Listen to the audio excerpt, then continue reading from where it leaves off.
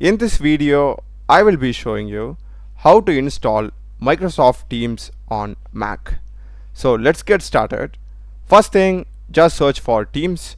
We'll be having the official download link from Microsoft.com. Just select this. Here we are having the download Teams for Mac. Click it.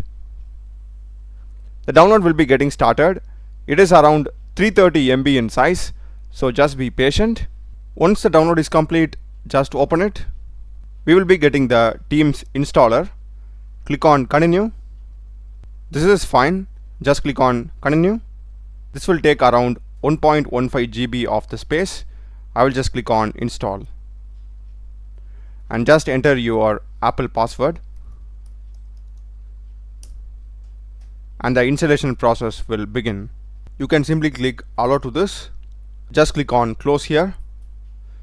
Select move to bin, and that's it. Microsoft Teams will be automatically opened.